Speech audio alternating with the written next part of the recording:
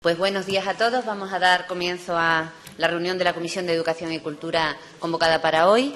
El primer punto, lectura y aprobación, si procede, lectura del orden del día. Señor secretario, tiene usted la palabra. Buenos días, gracias, señora presidenta. Orden del día. Primer punto, lectura y aprobación, si procede, del acta de la sesión anterior. Segundo punto, preguntas con solicitud de respuesta oral ante comisión. Pregunta 480. ¿Qué previsiones tiene la Consejería de Educación y Cultura en relación con los exámenes de septiembre para la ESO y los niveles postobligatorios? Formulada por doña María Ignacia Ruiz de Gauna Burguillo. Registro de entrada 15.017. Pregunta 529. ¿Qué actuaciones va a realizar la Junta de Extremadura en relación con la rehabilitación de la muralla de Jerez de los Caballeros? Formulada por doña Inés Mireia Conejero Domínguez. Registro de entrada 16.602. Pregunta 530. ¿Qué previsiones tiene la Junta de Extremadura en relación con la modificación de las plantillas orgánicas y funcionales para el curso 2014-2015? Formulada por don Luciano Fernández Gómez. Registro de entrada 16.603. Pregunta 531. ¿Cuál es el grado de integración en el sistema educativo del primer ciclo de educación infantil en Extremadura? Formulada por doña María Ignacia Ruiz de Gauna Burguillo. Registro de entrada 16.604. Punto 3. Solicitudes de comparecencia ante comisión a petición de los miembros de la Cámara. Solicitud de comparecencia ante comisión a petición de los miembros de la Cámara del ilustrísimo señor Director General de Formación Profesional y Universidad a los efectos de informar ante la Comisión de Educación y Cultura sobre la implantación de la formación profesional básica en Extremadura, formulada por una quinta parte de los miembros de la comisión pertenecientes al Grupo Parlamentario Socialista PSOE Regionalista, de conformidad con lo previsto en el artículo 205 del Reglamento de la Cámara. Registro de entrada 16.605. Solicitud de comparecencia ante comisión a petición de los miembros de la Cámara de la excelentísima señora consejera de Educación y Cultura a los efectos de informar ante la Comisión de Educación y Cultura sobre la modificación de crédito que, por valor de más de 37 millones de euros, se ha realizado desde esa consejería al Servicio Extremeño de Salud. Formulada por una quinta parte de los miembros de la comisión perteneciente al Grupo Parlamentario Socialista PSOE Regionalista, de conformidad con lo previsto en el artículo 205 del Reglamento de la Cámara. Registro de entrada 16.606. Nada más, señora presidenta. Gracias, señor secretario. Primer punto del orden del día es la aprobación del acta de la sesión anterior. ¿Hay alguna objeción al acta? Ninguna. ¿Se entiende aprobada? Damos por aprobada el acta de la sesión anterior y vamos a alterar el orden del día. Vamos primero a votar las solicitudes de comparecencia y con posterioridad alteraremos el orden de las preguntas. Formularemos primero la 2.1, después la 2.3, seguidamente la 2.2 y luego terminaremos con la última pregunta, la 2.4. No hay ningún inconveniente, ¿verdad? Perdón, sí, me he equivocado yo. 2.1 y 2.4 primero y luego ya seguimos con el orden. Sí, es así. Bien, comenzamos con el tercer punto, solicitud de comparecencias ante comisión y petición de los miembros de la Cámara. La primera solicitud de comparecencia ha sido formulada por el Grupo Socialista. Tiene para ello don Luciano Fernández la palabra para argumentarla. Muchas gracias, señora presidenta. El decreto de la LOMCE, en fin, la ley me refiero, y todas las previsiones de la modificación de aspectos del sistema educativo, de los niveles, etcétera, nosotros consideramos que la formación profesional básica, como ustedes saben, es una de las previsiones del Ministerio en relación con que entre en vigor para el próximo curso, pues desde Extremadura yo creo que tenemos que plantear esta cuestión y por eso pedimos la comparecencia del director general. Es una cuestión bastante lógica que la Comisión conozca cuáles son las previsiones. Muchas gracias, señor Fernández. Señor Benedito, ¿tiene usted la palabra? Señora presidenta, muchas gracias.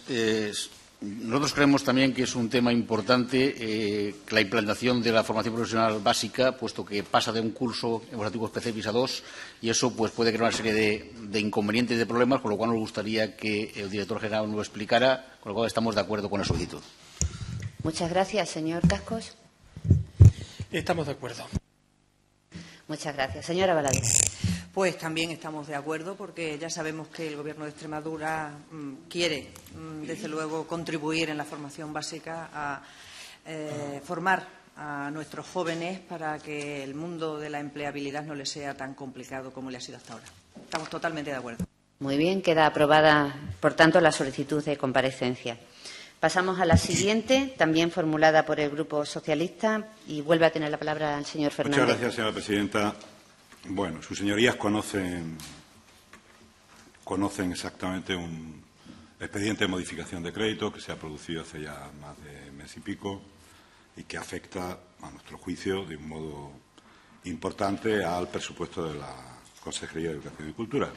Son más de 37 millones. Yo creo que es razonable que haya una explicación en sede parlamentaria, además del contenido del expediente, y nadie mejor, yo creo, que para explicar. Es un volumen importante, una consejería que tiene este año 1.026 millones de euros de presupuesto, 37 millones no es una cantidad menor. Así que yo ahora, sin entrar a hacer ningún juicio ni valoración sobre ello, por lo que considero que es una cuestión importante, insisto, que merece que sea conocida en el seno de la Comisión de Educación y que la explicación corresponda a la responsable de la propia consejería, como es natural, ¿no? Esa es nuestra propuesta. Muchas gracias, señor Fernández. Señor Benito. Nosotros creemos que cuando existe una modificación de crédito como esta, entre dos consejerías, además, una modificación importante, debe haber explicaciones al respecto de por qué se realizan. Yo supongo que Seguro que habrá razones claras, pero yo creo que la consejera debe venir y debe explicarnos por qué se hace esta modificación de crédito, porque se podía haber dado esta información en el pleno pasado que no se hizo. Yo creo que hubiera sido suficiente, pero vamos, visto lo visto, pues estamos de acuerdo en que comparezca la consejera. Muchas gracias, señor Benito. Señor Cascos. Estamos de acuerdo. Señora Valadez. Pues nosotros estamos de acuerdo en que se den explicaciones y que se dé información sobre las modificaciones presupuestarias, pero nosotros aquí, en este punto de solicitud de comparecencia, que deberíamos y creemos que debe ponerse la frase de o persona en quien delegue, porque bueno, no necesariamente tiene que ser la persona de la consejera, sino que puede cualquier otra persona representarla en esta comisión. El Grupo Popular propone que o persona en quien delegue. Se abre un turno para que la consideración de los grupos de menor a mayor. De menor a mayor. Señor Benito. Nosotros creemos que en este caso, y dado el volumen de la modificación y la situación entre dos consejerías, creemos que debe ser la consejera quien comparezca. Señor Cascos. También yo preferiría que compareciera la consejera y por eso votaríamos que compareciera la consejera. Obviamente, si el Partido Socialista quiere cambiarlo, está en su derecho, pero creo que es importante la modificación que se ha producido y debería intervenir la máxima responsable. Señor Fernández. No, ante las manifestaciones de los dos grupos parlamentarios solo tengo que asentir, creo que son muy razonables. Nosotros mantenemos el texto. Podríamos decir Roma locuta, disputa finita. Señora Valadez.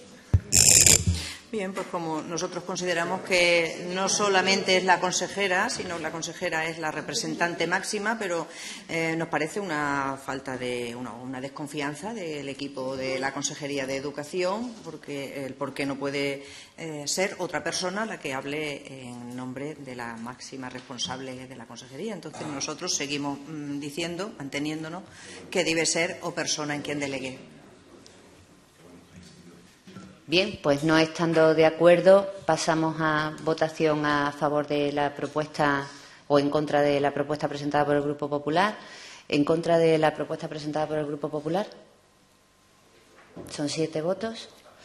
A favor de la propuesta del Grupo Popular son 6 votos.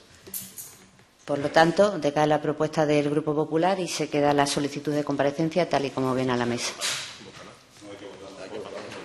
Es verdad. Y ahora votamos la solicitud de comparecencia tal y como queda en la mesa, que estamos todos de acuerdo. Venga, votos a favor de la solicitud de comparecencia. Votos en contra de la solicitud de comparecencia. Con lo cual, el mismo resultado, 7 a favor, 6 en contra. La solicitud de comparecencia queda aprobada tal y como viene, en los términos en los que viene especificado. Pasamos al segundo punto del orden del día, preguntas por solicitud de respuesta oral ante la comisión. La primera pregunta está formulada por doña María Ignacia Ruiz de Gauna, que tiene para argumentarla y fundamentarla 3 minutos. Gracias, señora presidenta. Buenos días, señor Díez Solís. Vaya lío que tenemos en Extremadura con respecto a la fecha que se celebran las pruebas extraordinarias de la ESO y del bachillerato. Primero, los alumnos de la ESO se examinaban en junio y ustedes lo pasaron a septiembre. Ahora le toca el turno al segundo de bachillerato, que se celebraba en septiembre, y ahora ustedes deciden pasarlo a junio. Un lío tal, señor Díez Solís, que ya ni los alumnos, ni los padres y madres, y hasta el propio profesorado, sabe cuándo deben realizarse estos exámenes. Sabemos que esta decisión de cambiar los exámenes de segundo de bachillerato obedece a un cambio que se ha producido en la propia universidad, donde, obligada por su adaptación al espacio europeo de educación superior, ha modificado su propio calendario académico. De forma que las pruebas extraordinarias de acceso a la universidad, que se venían celebrando en septiembre, se adelantan a junio, lo que ha obligado a un cambio en el calendario de los centros de secundaria. Pero ahora nos encontramos con la paradoja de que en Extremadura los alumnos de la universidad y los alumnos de segundo de bachillerato ya no tienen exámenes en septiembre. Y, sin embargo, los de la ESO, los ciclos formativos y primero de bachillerato se siguen examinando en la misma fecha. Creo, señor Díez Solís, que es el momento que con serenidad la Consejería se cuestione de una vez por todas cuándo se van a realizar estas pruebas extraordinarias y si no sería conveniente que todas se realizaran en la misma fecha. Por ello, mi pregunta va referida a si por parte de la Consejería se ha planteado la posibilidad de modificar las fechas de los exámenes de septiembre del resto de los cursos para que todos ellos se realicen en el mes de junio. Nada más, muchas gracias. Muchas gracias a usted, señora Ruiz de Gauna. Damos la bienvenida, como siempre, al señor secretario general de Educación, don César Díez Solís, que tiene el tiempo de 10 minutos para contestar a la pregunta. Muchas gracias, señora presidenta. Señoras y señores diputados, como siempre, con nuestra mejor voluntad, comparecemos en esta comisión de Educación para intentar aclarar cualquier cuestión que se nos plantee por parte de la oposición o deshacer cualquier lío, entre comillas, que creo que tiene no el Gobierno de Extremadura, sino más bien este lío es achacable, en este caso, al grupo de la oposición, a uno de los grupos de la oposición, al PSOE. ¿Qué previsiones tiene la Consejería de Educación y Cultura en relación con los exámenes de septiembre para la ESO y los niveles postobligatorios? Pues yo, sobre este particular, el Gobierno de Extremadura tiene que responder que la previsión para el curso 13-14, en relación con los exámenes de septiembre de educación secundaria obligatoria y los niveles postobligatorios, es que no se va a producir ninguna modificación a lo establecido en el calendario con carácter general, salvo, como muy bien apuntado, en este caso la portavoz del Grupo Socialista, en segundo de bachillerato, por las razones que le voy a exponer a continuación. Como se ha indicado, salvo el segundo curso de bachillerato, todos los niveles y cursos que permanecen configurados en la LOE, hay que tener en cuenta que la nueva ley educativa solamente afecta a primero, tercero y quinto de educación primaria y la formación profesional básica. Todos los demás niveles permanecen configurados al amparo de la LOE y, por tanto, tendrán establecidas las evaluaciones y exámenes ordinarios y extraordinarios de manera idéntica a como se venían produciendo hasta este momento. Tengo que recordar a su señoría que la Ley Orgánica 2/2006, de 2 de mayo, de Educación, dedica sus artículos 28 para la ESO y 36, 43, 46 y 61 para las enseñanzas postobligatorias, bachillerato, formación profesional, artísticas, profesionales e idiomas, respectivamente, a la evaluación en las distintas etapas educativas. También he de recordar que el Real Decreto 1467/2007, de 2 de noviembre, por el que se establece la estructura de bachillerato y se fijan sus enseñanzas mínimas, configura esta etapa en el ámbito estatal. En el ámbito económico, es una legislación, evidentemente, en algunos casos, del Gobierno anterior. Tenemos que hablar del Decreto 115/2008, de 6 de junio, por el que establece el currículo de bachillerato para la Comunidad Autónoma de Extremadura. Por tanto, es una legislación dictada por el Gobierno anterior. Nos tenemos que referir también a la orden de 24 de octubre de 2013, por la que se modifica la orden de 1 de agosto de 2008, por la que se regulan determinados aspectos relativos a la ordenación e implantación de las enseñanzas de bachillerato. Luego también hay otra disposición autonómica que también fue dispuesta por el Gobierno anterior, que es la orden de 15 de abril de 2009, por la que se regula la evaluación de bachillerato. Y, por último, está la orden de 20 de julio de 2009, por la que se regulan determinados aspectos de la prueba de acceso a los estudios universitarios del alumno que ha obtenido el título de bachillerato. Tal como se establece en el artículo 38.4 de la citada Ley Orgánica de Educación, las administraciones educativas y las universidades organizarán la prueba de acceso, garantizarán la adecuación de la misma al currículo de bachillerato, así como la coordinación entre las universidades y los centros. Es lo que estamos haciendo en este momento. Y, como les indicaba, el decreto 115/2008 de 6 de junio antes aludido establece para Extremadura el currículum de bachillerato y en su artículo 12 fija que el alumno podrá realizar una prueba extraordinaria de las materias no superadas en la fecha que determine la Consejería competente en materia de educación. Fíjense, señorías, que toda esta normativa a la que me estoy refiriendo, en su mayoría, fue dictada por el anterior Gobierno socialista en Extremadura. Tengo que decirles también que la orden de 1 de agosto de 2008, por la que se regulan determinados aspectos relativos a la ordenación e implantación de las enseñanzas de bachillerato, explica en su artículo 16.2 que el alumno podrá realizar una prueba extraordinaria en los primeros días del mes de septiembre de las materias no superadas en la evaluación final ordinaria. Como consecuencia, la orden que regula la prueba de acceso a los estudios universitarios de 20 de julio de 2009 establece en su artículo 10 que se celebrarán anualmente dos convocatorias, una de carácter ordinario y otra de carácter extraordinario, en las fechas que determine la comisión organizadora de las pruebas. Y aquí es donde viene ahora la modificación que ha introducido este Gobierno el año pasado, con referencia ya para el presente curso escolar. Para segundo de bachillerato y su modificación de convocatorias de evaluación y fechas de exámenes se han seguido las directrices de la Unión Europea. También la señora diputada ha hecho referencia. Estamos en el espacio europeo de educación superior y, por tanto, hay que homologar los estudios de bachillerato y universitario al espacio europeo de educación superior. Y, por tanto, se ha estimado necesario, tanto por parte de la Universidad de Extremadura como de la Consejería de Educación y Cultura, trasladar las pruebas de acceso a estudios universitarios de carácter extraordinario del mes de julio al mes de julio en virtud de la coordinación expresada y para facilitar al alumno su incorporación a la universidad de su elección, con independencia de donde haya realizado los estudios previos. Esta modificación de calendario ha demostrado tener en otras comunidades autónomas, donde ya habían producido este cambio, algunas ventajas para el alumnado. En primer lugar, el que la prueba extraordinaria se haga en el mes de julio, de la PAU, en el mes de julio, y no se haga en el mes de septiembre, se facilita a los estudiantes que tengan que presentarse en la prueba extraordinaria su incorporación a la universidad a la vez que sus compañeros que la superaron en la convocatoria ordinaria. Hay que indicar a su señoría que, con acuerdo al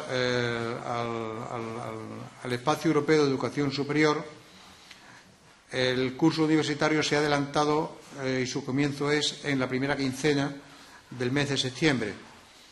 Si la hubiéramos seguido en el sistema educativo extremeño celebrando las pruebas de acceso a la universidad en el mes de septiembre y, por tanto, la convocatoria del segundo de bachillerato también en el mes de septiembre, se daba la circunstancia de que nuestros alumnos accedían a los estudios universitarios un mes después que los que habían iniciado el curso con normalidad. Por tanto, entendemos que es una ventaja importante para nuestros alumnos. Por tanto, esta adaptación evita que los alumnos que aprueben la prueba en la segunda convocatoria empiecen las clases un mes después que sus compañeros. Permite que el comienzo del curso universitario próximo pueda ser en los primeros días de septiembre para todos los alumnos, tanto los que aprueben como los que en la primera como en la segunda convocatoria. Conviene recordar que esta convocatoria está destinada no solo a los alumnos que no superan segundo de bachillerato en la convocatoria ordinaria, sino también quienes, habiéndolo superado, no aprueban la prueba de acceso a la universidad en la convocatoria ordinaria. Y, por último, esta adaptación permite que el sistema universitario sea homologable a nivel estatal, también en los plazos, y se coordine con el sistema universitario extremeño. Por tanto, nosotros entendemos que es una gran ventaja para nuestros alumnos. Así se ha comunicado a los centros educativos.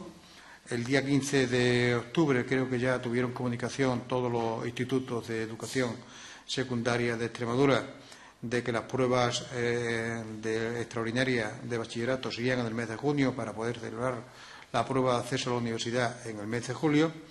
Y, por tanto, le comunico que es una gran ventaja lo que va a suponer para nuestros alumnos. Esto no tiene nada que ver con lo que ha intentado decir la diputada del Grupo Popular con los alumnos de educación secundaria obligatoria, porque estamos en una etapa absolutamente diferente. Y, por tanto, le comunico que en Extremadura, en la pasada convocatoria de septiembre, se presentaron 1.135 alumnos a la fase general y solamente 202 a la fase específica. ¿Por qué? Porque tenían pocas expectativas de conseguir el grado universitario de su elección. De manera que con ello no solamente hemos establecido una coordinación importante entre el sistema universitario y el sistema no universitario, sino que además la decisión que ha adoptado la Consejería de Educación en este sentido favorece la auténtica igualdad de oportunidades de todos los alumnos que acceden a la prueba de acceso a la universidad, hasta tanto se ponga en marcha el nuevo sistema establecido por la Ley Orgánica de Mejora de la Calidad de la Educación. Nada más, señora presidenta. Muchas gracias, señor Díez Solís. Señora Ruiz de Gauna, tiene usted la palabra. Gracias, señora presidenta. Señor Díez Solís, quiero dejar claro que nuestro grupo parlamentario no discute que se adelanten las pruebas extraordinarias de segundo de bachillerato, porque consideramos que es necesario para poderse complementar con la Universidad de Extremadura. De hecho, el año anterior ya hubo alumnos de Extremadura que tuvieron dificultades para poderse inscribir en otras universidades de España, porque aquí se había celebrado las pruebas de selectividad muy tarde. Pero, aparte de eso, señor Díez Solís, quiero hacerle saber que el sistema educativo se organiza en etapas, ciclos, cursos y niveles de enseñanza. Todo ello se articulan, se complementan, formando un puzzle donde todas las piezas encajan perfectamente. Cuando una pieza se mueve, se produce un desequilibrio y se crean graves disfunciones que hay que ir corrigiendo. Sé que a usted no le gusta que mi grupo parlamentario le presente propuestas con el único fin de mejorar nuestro sistema educativo, pero yo se las voy a hacer. Primero, por responsabilidad. Segundo, porque creo que es mi obligación. Y tercero, porque siempre este grupo parlamentario ha estado colaborando con la Consejería de Educación y Cultura para mejorar la educación en Extremadura, aunque ustedes nos acusen de lo contrario. Por ello, le ruego, señor Díez Solís, que tome nota de lo que le voy a decir. El bachillerato es una etapa educativa que está formada por dos cursos, primero y segundo. Si modificamos alguno de ellos, esos cambios afectan de una u otra manera al otro. Si las pruebas extraordinarias de segundo de bachillerato se trasladan a la última semana de junio, aquí nos encontramos con un problema que deberían resolver. Se trata de los alumnos de segundo de bachillerato que tienen asignaturas pendientes de primero y que tengan que presentarse a las pruebas de septiembre. Estos alumnos no podrán ser evaluados de segundo de bachillerato y tampoco podrán presentarse a la selectividad, pues tanto la evaluación de segundo de bachillerato como la selectividad se han celebrado antes de estas pruebas extraordinarias de septiembre. Lo mismo ocurre, señor Díez Solís, con los alumnos de los ciclos formativos de grado superior, que tengan que ir a las pruebas extraordinarias de septiembre. Muchos alumnos de estos ciclos quieren seguir formándose e incorporarse a la universidad, pero es habitual que se presenten a la selectividad para poder subir nota, presentándose a las pruebas específicas. Tampoco será posible para estos alumnos que puedan presentarse a la selectividad y tendrán que perder un curso para poderlo hacer. Por lo tanto, señor Díez Solís, creo que por parte de su consejería se deben arbitrar medidas para que los exámenes extraordinarios para los alumnos de segundo de bachillerato con materias pendientes de primero y los alumnos de los ciclos formativos de grado superior se programen en el mes de junio para que puedan presentarse a las pruebas de acceso a la universidad del mes de julio. Lo lógico es que los exámenes de primero de bachillerato pasen a junio para no romper la etapa educativa, señor Díez Solís. Por otra parte, con respecto a los cursos de la ESO, creo que sería mejor que las pruebas extraordinarias se celebren en junio, por los motivos que ya les he expuesto en multitud de ocasiones. Primero, porque es mejor para el alumnado, porque en muchos casos tienen que prepararse sin ayuda esas recuperaciones, porque o bien no tienen clases de apoyo o bien su familia no puede pagársela. O también nos encontramos con el caso de alumnos que no pueden asistir a clases de apoyo porque viven en pequeños municipios y no tienen esa posibilidad. Pero también creo que es mejor para los centros de cara a la organización del próximo curso escolar, pues permitiría que en el mes de julio se supieran con total certeza el número de alumnos matriculados en cada nivel y, por lo tanto, también se pueda conocer con tiempo suficiente el número de profesores necesarios para poder comenzar con normalidad el siguiente curso escolar. También es mejor para la propia consejería, pues tendría más tiempo para cuantificar y resolver las plazas del profesorado que son necesarios para el próximo curso. Y añado una más, señor Díez Solís, y es que usted ya ha reconocido en otras comisiones de educación que los resultados obtenidos por los alumnos que se presentaron a los exámenes extraordinarios en septiembre y los resultados de los años anteriores, en lo que estas pruebas se celebraban en junio, no han mejorado sustancialmente. Por lo tanto, señor Díez Solís, creo que deberían plantearse cambiar las pruebas extraordinarias todas al mes de junio, una vez que ha sido preciso modificarlas de segundo de bachillerato para ajustarlas al calendario universitario. Y de esa forma sería más fácil para la organización de los centros.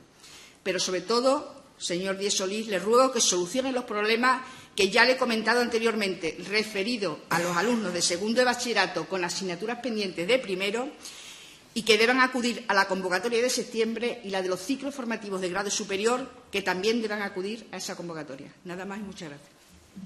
Gracias a usted, señora Ruiz de Gauna. Señor Díez Solís, sus 5 minutos para terminar la pregunta.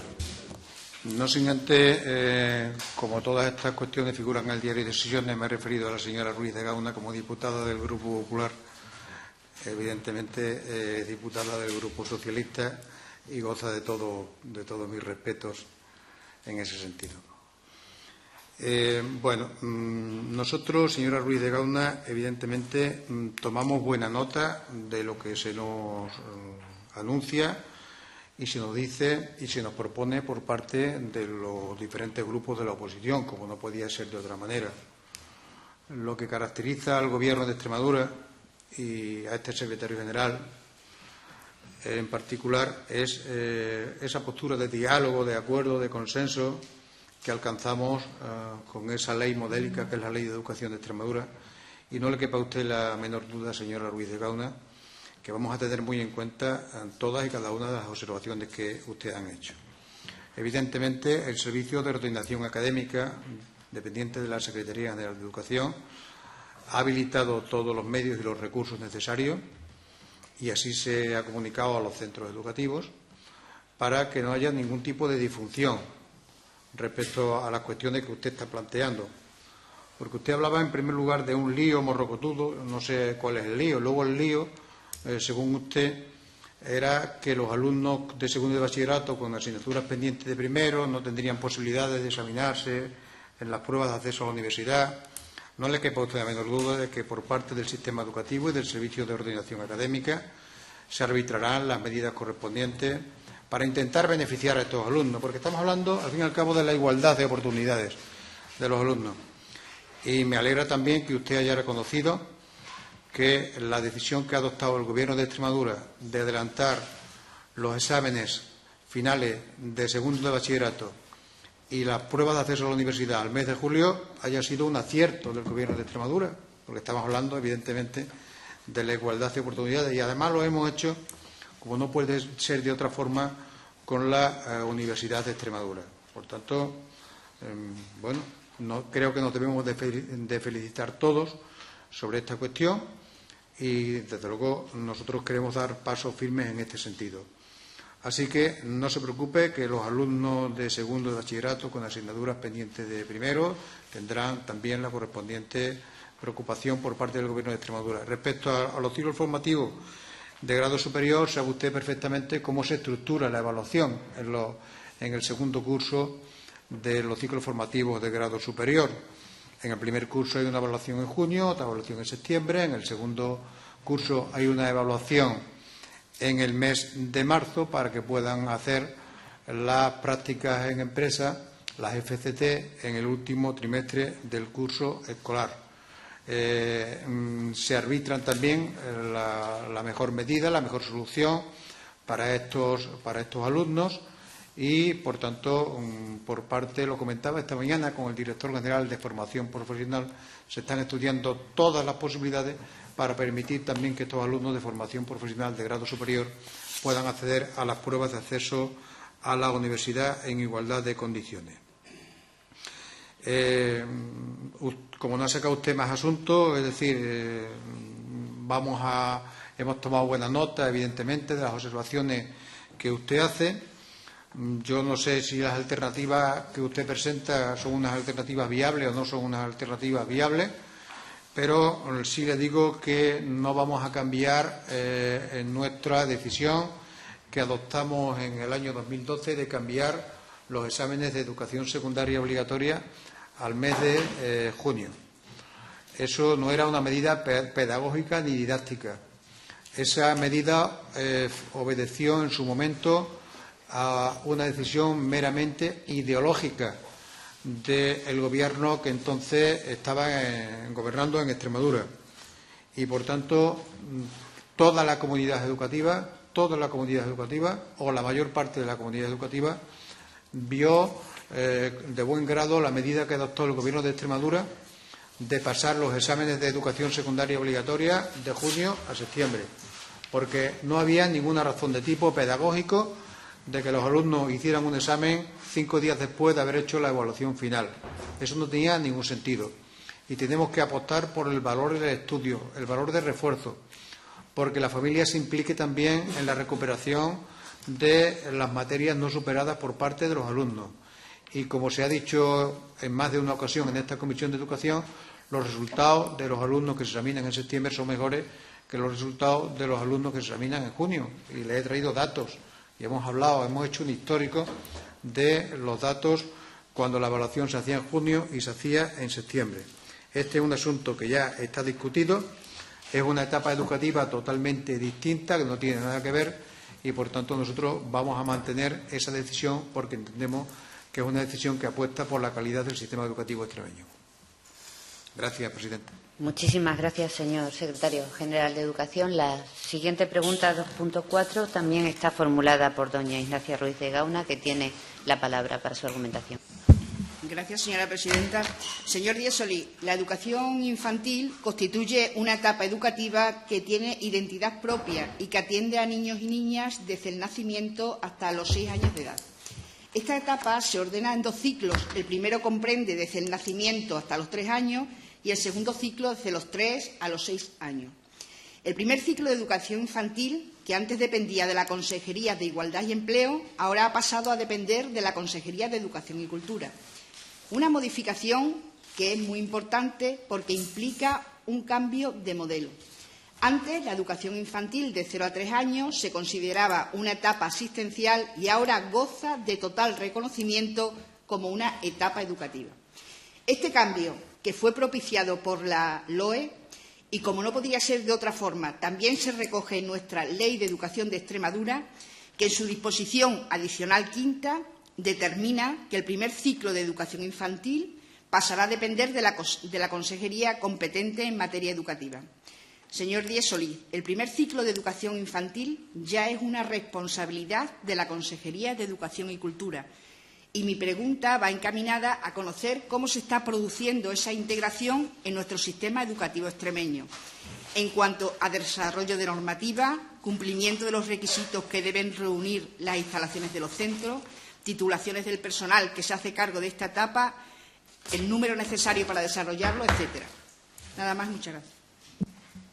Muchas gracias, señora Ruiz de Gauna. Señor Díaz Solís tiene de nuevo la palabra para contestar a la pregunta. Muchas gracias, señora presidenta. Me va a permitir, señora Ruiz de Gauna, que le reitere mi deseo, por enésima vez, de que sea más explícita en la formulación de sus preguntas. en aras de que por parte del Gobierno de Extremadura se le pueda ofrecer una respuesta más precisa y concreta sobre los asuntos por los que usted pregunta, evitando de esa forma conjeturas al propósito de su pregunta. Entenderá usted, y creo que el resto de diputados y también todos los presentes, que si usted formula cuál es el grado de integración en el sistema educativo del primer ciclo de educación infantil en Extremadura, se puede contestar incluso con un monosílabo. Esa es la pregunta que usted formula. Desde luego es una pregunta de todo menos clara. Pero yo voy a intentar, por respeto a esta Cámara de la Asamblea de Extremadura y por respeto a todos los extremeños y a todos los afectados, voy a intentar ceñirme a lo que yo imagino, pregunta usted en esta pregunta.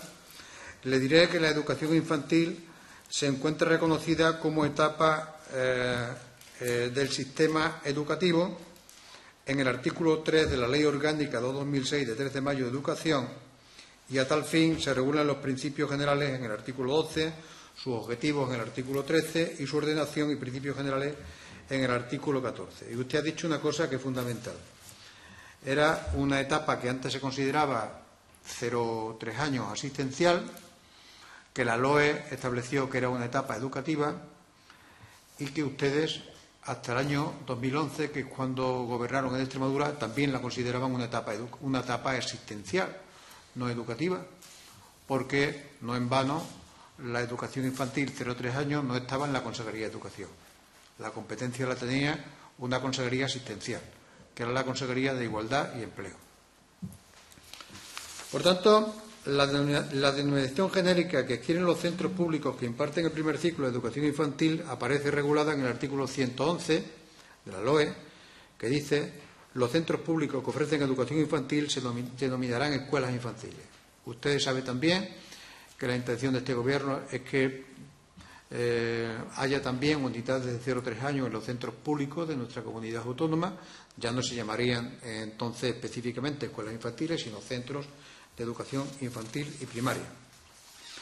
En el ámbito autonómico, la Ley 4/2011 de 7 de mayo de Educación de Extremadura, que como tantas veces hemos recordado se aprobó por consenso en esta Cámara, dedica a la educación infantil el capítulo 5. He de recordar también a su señoría que la disposición adicional 5 de la ley establece que la gestión del primer ciclo de educación infantil, esto es muy importante, corresponderá a la consejería que tenga asignadas las competencias en materia de educación no universitaria, no a otra. Y así se ha venido haciendo desde la entrada en vigor de la citada ley educativa en septiembre de 2011, ya con el Partido Popular en el Gobierno de Extremadura. Voy a pasar a desglosarle la tipología de centros de educación infantil que tenemos en Extremadura en un ejercicio de transparencia y compromiso con los ciudadanos a que representamos. Como saben, las escuelas infantiles son aquellos centros del primer ciclo de educación infantil que prestan un servicio educativo de manera regular, continua y sistemática a niños de 0 a 3 años, de acuerdo con lo establecido en el currículo de esa etapa.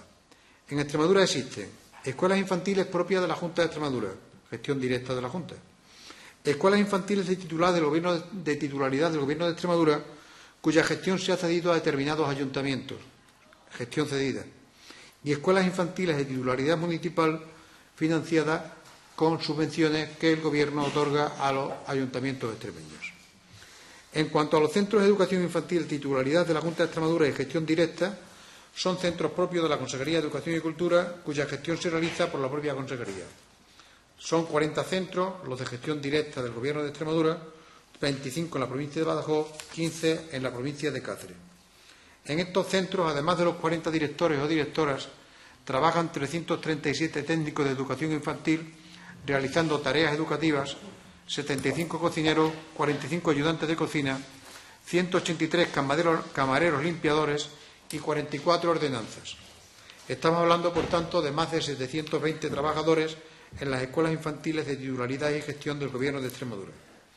Estos centros, que son centros meramente educativos, abren sus puertas en horario de mañana de 7:30 a 15:30 horas, de manera que, además de prestar asistencia educativa a los alumnos de 0 a 3 años, permiten a los padres y madres la conciliación de la vida laboral y familiar, Por ello, además de ajustarse al calendario escolar, con las excepciones que la singularidad de estos centros le confiere, establecido por la resolución de 24 de abril de 2013, sabe usted que esta resolución es la que ordena el calendario escolar para los centros educativos extremeños. Bien, pues estos centros abrieron sus puertas el día 12 de septiembre, dedicando las primeras jornadas a labores de organización y logística que permita el normal desarrollo del curso, acogiendo desde el día 4 de septiembre a los alumnos hasta finales del mes de julio.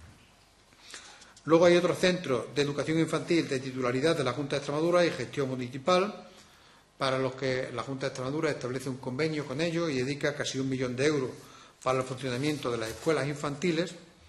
En total hay 11 centros autorizados, 11 centros de titularidad de la Junta, pero insisto, de gestión municipal, 8 en la provincia de Badajoz y 3 en la provincia de Cáceres.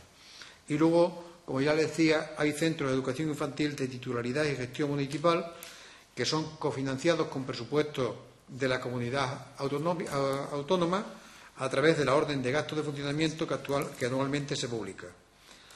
La convocatoria del año 2013, mediante concurrencia competitiva, se publicó en la orden del 17 de mayo de 2013, destinándose la cantidad de 2.180.044 euros para contribuir al funcionamiento de estos centros. Resultaron beneficiados 170 centros educativos, de titularidad municipal, 86 en la provincia de Badajoz y 84 en la provincia de Cáceres. Y luego existen 22 centros de educación infantil autorizados por la Consejería de Educación y Cultura, gestionados por empresas y entidades privadas sin ánimo de lucro, que están autorizados y registrados como tales centros de educación infantil. Todos estos datos serían suficientes, señora Ruiz de Gauna, para justificar la plena integración del primer ciclo de la educación infantil en el sistema educativo extremeño y la apuesta firme y decidida de este Gobierno porque así sea. Pero abundando más, les diré que ya en el pasado ejercicio económico los centros de titularidad y gestión propia disponen de autonomía de gestión económica, como cualquier otro centro educativo, lo que le da ese carácter educativo importante, en virtud de la Instrucción 3/2013 de la Secretaría General de Educación. La dotación ordinaria de gastos de funcionamiento fue de más de 2 millones de euros y además recibieron sendas dotaciones extraordinarias para vestuario de personal laboral por importe de 80.000 euros y revisión de sistemas de calefacción por importe de 240.000 euros. Es decir, señora Ruiz de Gauna, señores diputados, esta consejería destinó 2,3 millones de euros al funcionamiento de las escuelas infantiles de titularidad y gestión del Gobierno de Extremadura. Y podría decir incluso más, la dotación extraordinaria para la dotación de vestuario de personal de estos centros no se recibía desde hace varios años. Voy terminando ya, señora presidenta.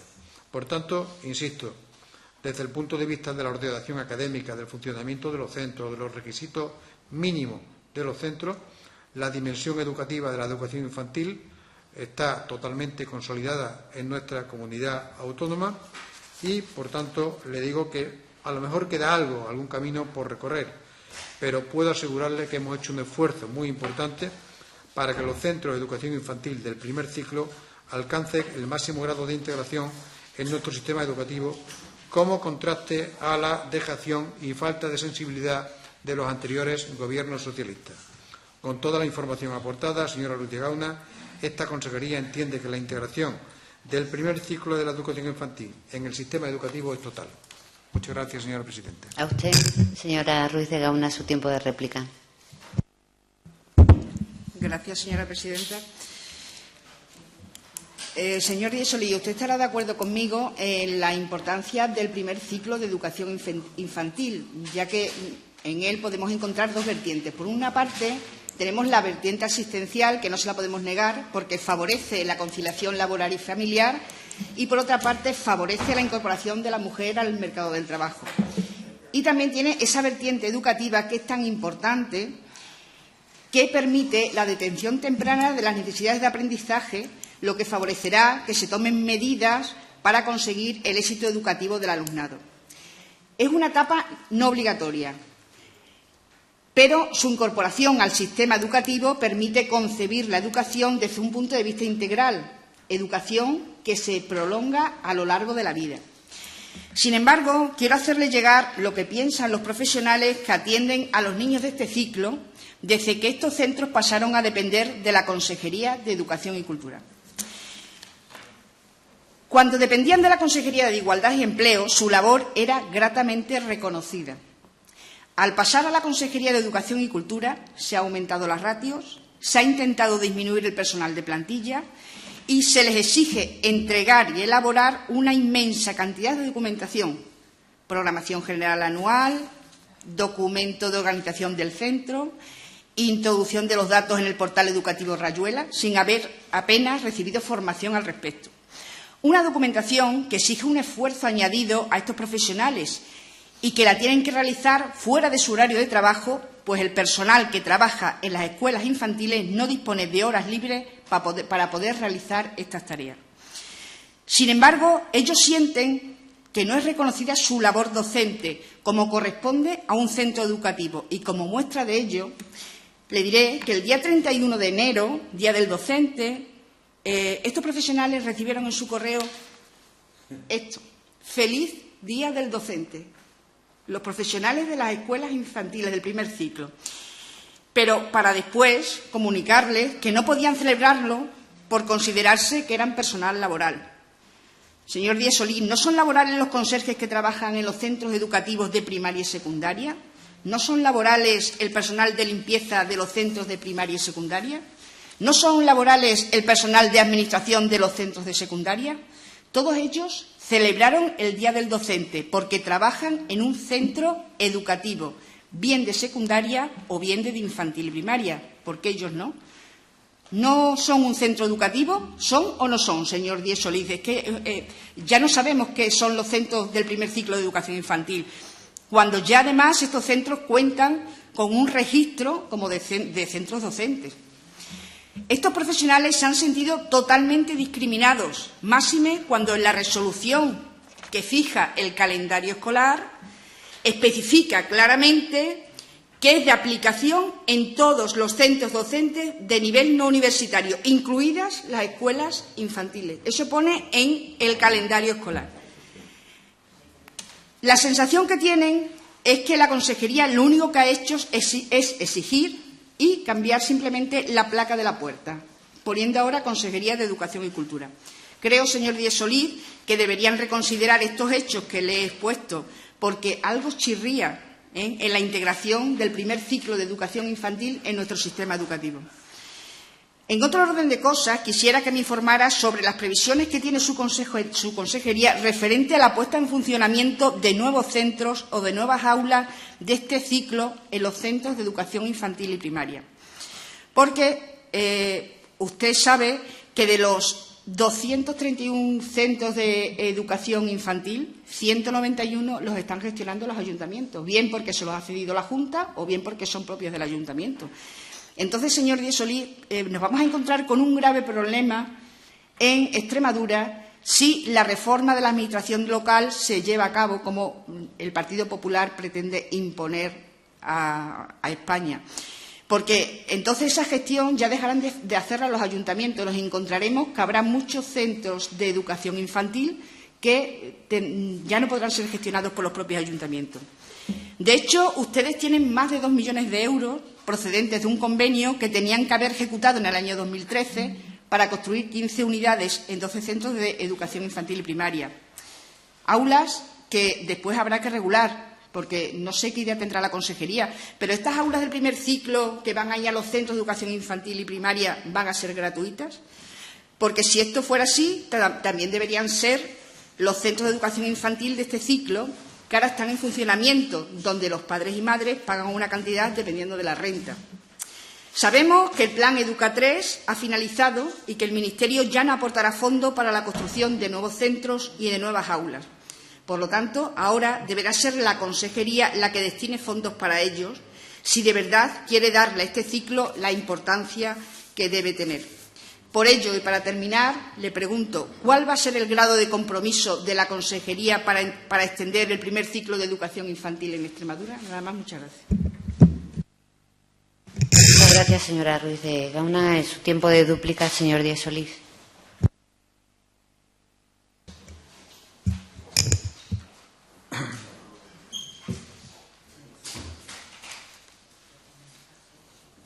Muchas gracias, señora presidenta.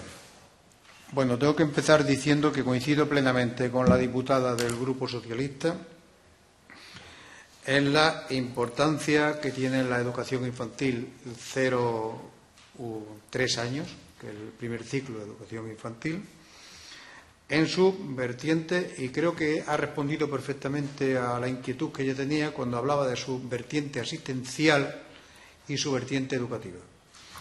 En mi primera intervención le he dicho que evidentemente es una etapa educativa, así lo configura la LOE, así lo configura la Ley de Educación de Extremadura y así lo considera también por primera vez en nuestra comunidad autónoma el Gobierno popular de nuestra comunidad autónoma. Es una etapa educativa con la vertiente asistencial. Por tanto, no podemos estar más de acuerdo con la primera afirmación que ha hecho la señora Ruiz de Gauna. No nos consta que haya esas quejas que usted está manifestando de los profesionales de los centros de educación infantil o de las escuelas infantiles, como se denominan oficialmente. Y nosotros visitamos muchos centros educativos. Es decir, cuando oímos hablar en esta comisión o en los medios de comunicación sobre los problemas que hay en los centros educativos, le puedo decir que nosotros visitamos muchos centros educativos, que nos reunimos con muchos claustros de profesores, de institutos, de centros infantiles, de centros de educación infantil primaria, de escuelas infantiles, y la verdad es que no vemos que haya esos problemas que usted dice que plantean los profesionales, en este caso, de los centros de educación infantil o escuelas infantiles. No nos consta este aumento de ratio que usted dice, aumento de ratio, siempre están con el aumento de ratio. El otro día visitamos muchos centros educativos, estamos perfectamente visitando centros educativos y nos encontramos en infantil y primaria con centros de las etapas de infantil y primaria con 5 alumnos, con 6 alumnos por clase, con 12 alumnos por clase. Es decir, una situación que está manteniendo el Gobierno de Extremadura y que luego detallará la directora general de personal docente. Es decir, es que estamos en una comunidad autónoma donde la ratio alumnos por clase es de las menores de todas las comunidades del Estado español. Por tanto, no nos consta ese tipo de quejas por los profesionales. Y evidentemente, señora Ruiz de Gauna, si consideramos que las escuelas infantiles son centros educativos, tienen que tener el mismo procedimiento de gestión que cualquier otro centro educativo. Y usted es profesional de la educación. A un colegio de educación infantil y primaria se le exige un proyecto educativo, una programación general anual, un proyecto educativo, es decir, todo lo que es concerniente a un centro educativo. Y, por tanto, si las escuelas infantiles tienen el sello educativo, que es una cosa que nosotros le hemos dado y que ustedes no les habían dado, el sello educativo, evidentemente tienen que estar dispuestos y, además, obligados a cumplir toda esta serie de requisitos. Sí hay formación, señora Ruiz de Gauna, para los profesionales de las escuelas infantiles, y nos consta que el Servicio de Ordenación Académica de la Secretaría General de Educación se ha reunido con los responsables, con los directores de los centros educativos para ponerles al corriente de la nueva gestión económica que se vaya a llevar a cabo en cada uno de los centros educativos, y no se preocupe que el resto del profesorado también recibirá la correspondiente formación por parte del Servicio de Formación dependiente de la Secretaría General de Educación. Y respecto al calendario, a mí me gustaría, señora Ruiz de Gauna, que usted leyera todo el calendario escolar. Todo el calendario escolar. El calendario escolar, evidentemente, se hace para todas y cada una de las etapas del sistema educativo. Educación infantil, primaria, secundaria, bachillerato, formación profesional, y dentro de educación infantil, evidentemente, para el primer ciclo y el segundo ciclo. ¿Y qué dice el calendario escolar? Lea usted lo que dice el calendario escolar. Dice: las actividades lectivas se iniciarán y finalizarán en función de las enseñanzas cursadas de acuerdo con lo dispuesto en los siguientes cursos. Es decir, no empieza el calendario escolar lo mismo para los alumnos de primaria, o para los alumnos de bachillerato, o para los alumnos de ciclo formativo de grado superior, o para los alumnos de escuelas oficiales de idiomas. No, varía en función de cada uno de los ciclos y etapas educativos. Y en el punto tercero de la resolución de la Secretaría General de Educación de 24 de abril de 2013, calendario escolar, dice: en los centros que impartan el primer ciclo de educación infantil se atenderá a lo dispuesto a continuación. Dichos centros permanecerán abiertos desde el 12 de septiembre de 2013 hasta el 31 de julio de 2014, atendiendo en otro caso a la disposición adicional primera del Decreto 7/2011 de 28 de enero. ¿Y qué dice la disposición adicional primera de este decreto? Dice que el profesorado, se refiere al profesorado de las escuelas infantiles, y el resto de profesionales de atención al alumnado adscritos a estas unidades se regirá por sus disposiciones específicas. Usted sabe perfectamente que el personal al que hemos aludido de las escuelas infantiles se rige por el 5º convenio colectivo de personal laboral, y el 5º convenio colectivo del personal laboral dice exactamente lo que dice. Por tanto, no afecta al personal que atiende a este nivel educativo en centros específicos de educación infantil lo determinado en el calendario escolar en relación con la finalización de las actividades lectivas ordinarias, las vacaciones escolares y las festividades que no tengan el carácter oficial de fiesta nacional, regional o local. Por tanto, queda claro la especificidad de estos centros, del personal que trabaja en estos centros educativos y por qué razonadamente desde la Consejería de Educación y Cultura se le dijo que no le correspondía el día del docente. Y usted dice: ¿y los laborales que trabajan en los institutos y en otros centros educativos? Bueno, pues usted sabe que esto siempre ha sido así. Pero es que los conserjes, el personal laboral, las limpiadoras o limpiadores que trabajan en los institutos o en otros centros educativos no tienen alumnos ese día. No ocurre así en las escuelas infantiles, donde este personal laboral, evidentemente, tienen que atender a estos alumnos, porque así está regulado en el 5º convenio colectivo y porque además también los padres, y no se olvide, pagan una cantidad, pagan una cuota correspondiente para atender a todos esos alumnos durante todos los días al año, excepto en las fiestas del calendario general, fiestas nacionales y fiestas locales. Por tanto, no intenten ustedes confundir a la opinión pública. Por parte de la Secretaría General de Educación se ha aclarado perfectamente a estos profesionales cuál es el carácter del calendario escolar, cómo les afecta, y también ya les anuncio que en el próximo calendario escolar, que está a punto de salir, se va a especificar todavía con mucho más detalle y con mucho más detenimiento cuál es la casuística que afecta a los centros específicos de educación infantil. Así que todo nuestro apoyo para estos profesionales, les procuraremos la máxima formación, como no puede ser de otra forma, y también, evidentemente, le ampararemos en todo lo que sean sus derechos como personal laboral amparado por el 5º convenio colectivo. Nada más. Muchas gracias. Muchísimas gracias, señor secretario general. Sabe usted que si lo desea puede abandonar la sala para seguir con sus obligaciones. Nosotros continuamos con el orden del día. Pasamos a la pregunta 2.2, realizada por la diputada doña Inés Mirella, que si ustedes no tienen ningún inconveniente, la diputada ha solicitado acumular los dos turnos. Si no hay inconveniente alguno, pasamos a la pregunta con un tiempo de 8 minutos para la diputada Mireia Conejero. Buenos días. Gracias, señora presidenta. Buenos días, señora Merino Muñoz. A ver cómo empezamos. El pasado 6 de marzo se cumplirán 4 años del derrumbe de más de 30 metros, como usted bien sabe, de la muralla de Jerez de los Caballeros, que data del siglo XII, que goza de la declaración de conjunto histórico-artístico desde el año 66, donde más de 30 metros de un hermoso lienzo de muralla es testigo de 8 siglos de vida en la ciudad de Jerez de los Caballeros. El 10 de marzo de 2011, un año después del derrumbe de la muralla, en su campaña electoral visitaba el que ahora es presidente de la Junta de Extremadura el derrumbe sufrido por la muralla. Y los medios de comunicación que tanto idolatra hicieron de portavoces de sus palabras in situ. Le hago un resumen de la noticia de aquel día. Monago ha reclamado a Vara que se ocupe de esta cuestión, que solucione el problema porque la Junta es la titular y que atienda las llamadas de una alcaldesa. En aquellos momentos la alcaldesa era doña Francisca Rosa, ahora concejala de la oposición, diputada regional y portavoz del Partido Popular. Alcaldesa que se encuentra con una administración que le da un portazo cada vez que intenta pedir lo que le corresponde a su pueblo. No hay ningún interés por cuidar nuestro patrimonio y por impulsar el turismo en una zona con tanto potencial.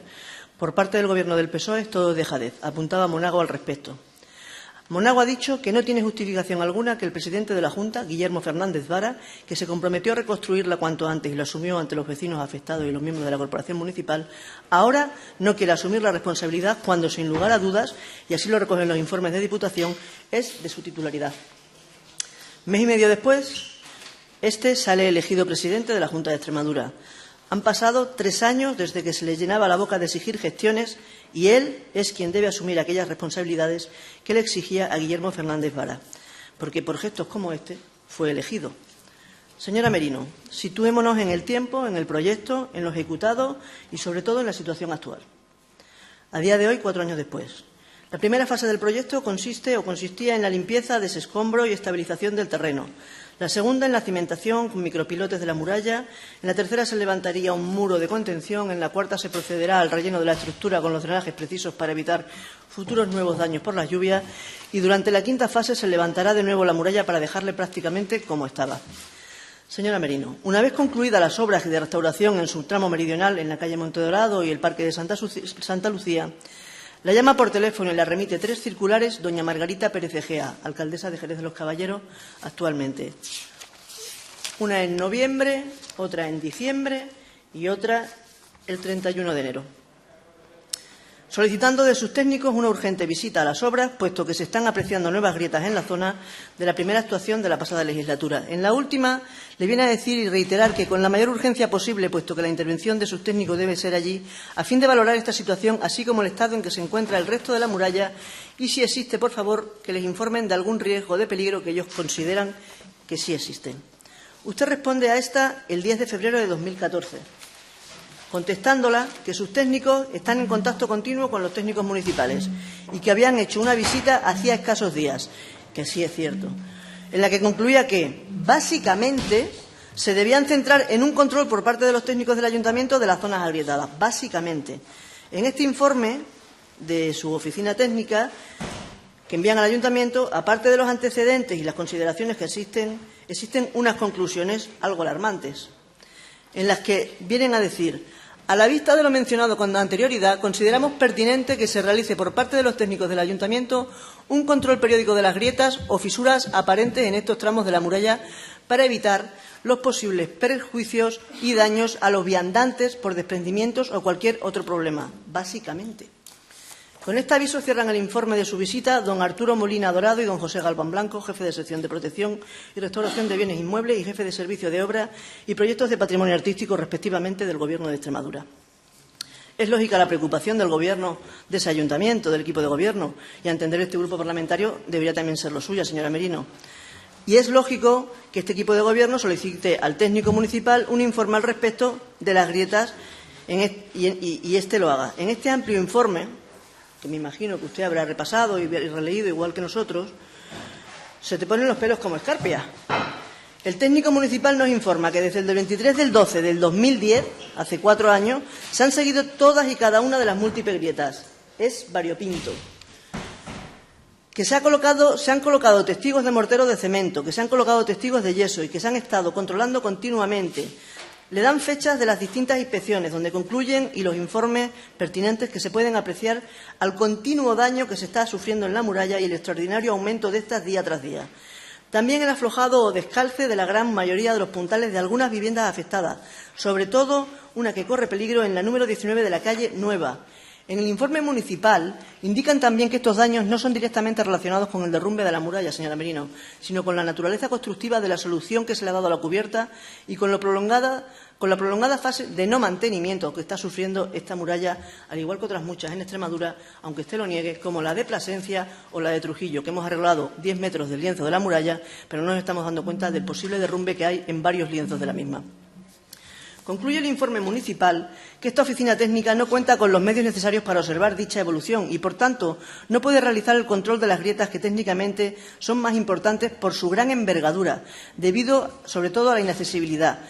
Sí pueden apuntar los técnicos del Ayuntamiento que los tramos apuntalados están en peligro, en muy grave peligro, y que toda la zona se encuentra en movimiento. Es por lo que se deberían acometer las obras lo antes posible para poder realojar a moradores en sus inmuebles y abrir la calle restituida, no pudiendo realizar el realojo y apertura de la calle por el peligro que entrañaría un nuevo posible derrumbamiento debido a no tener la plena seguridad la muralla por el estado de inestabilidad de la zona afectada.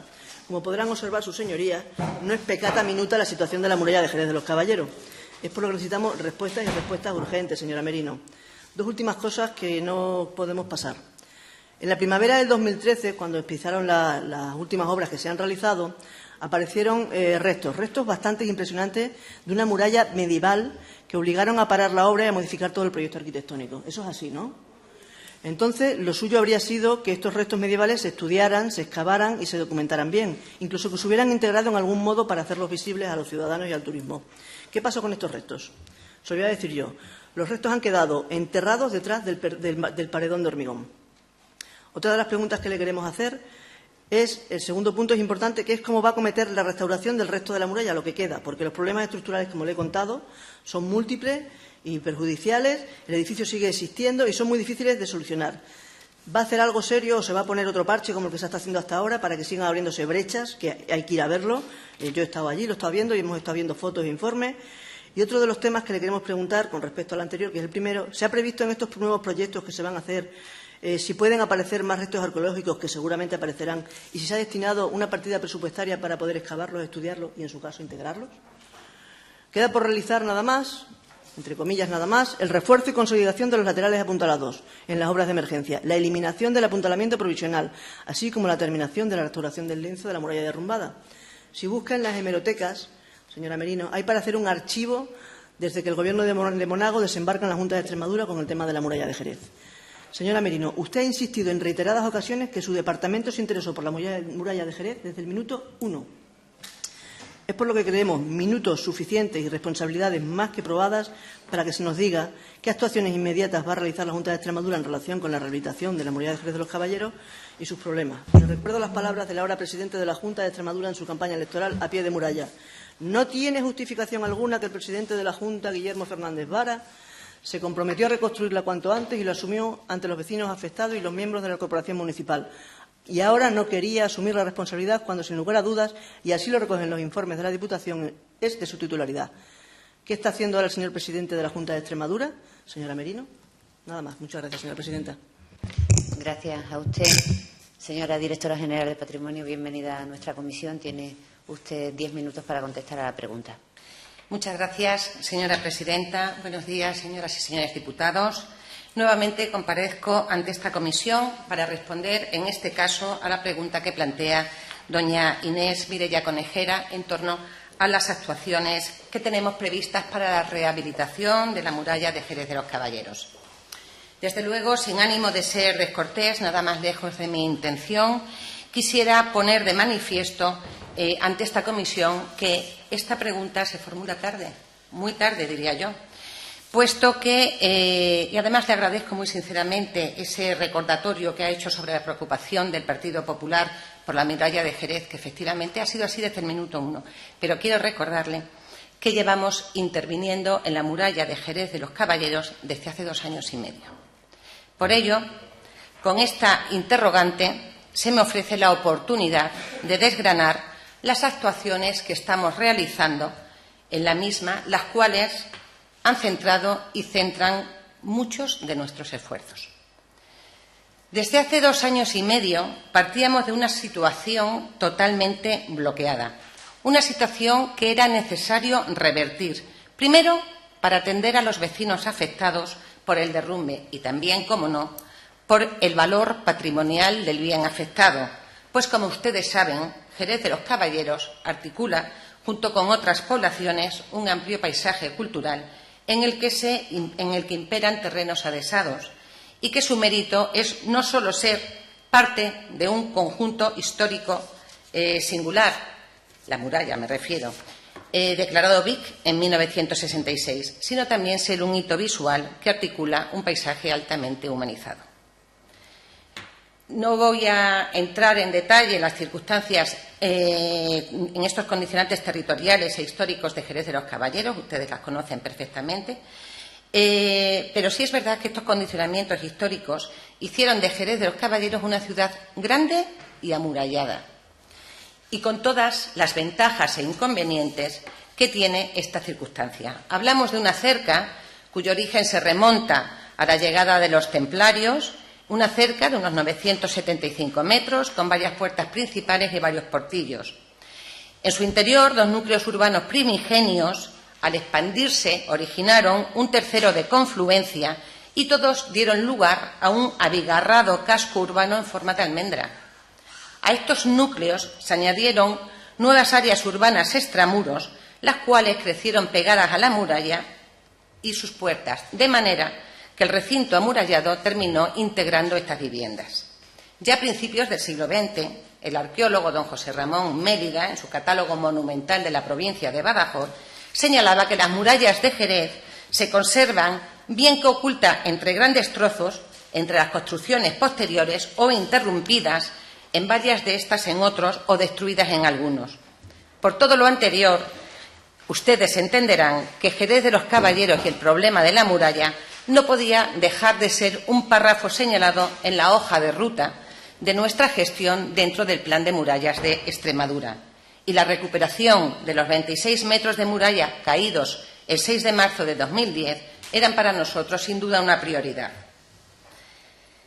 Y, en efecto, usted lo ha recordado muy bien, era una preocupación del presidente y de la entonces alcaldesa de Jerez de los Caballeros, doña Francisca Rosa, que tan pronto se produjo el derrumbe, aquel 6 de marzo de 2010, doña Francisca Rosa, entonces responsable del Ayuntamiento de Jerez, procedió a su inmediato apuntalamiento, una actuación que fue potente, una actuación que fue absolutamente necesaria para garantizar la sujeción del recinto y para evitar nuevos desplomes.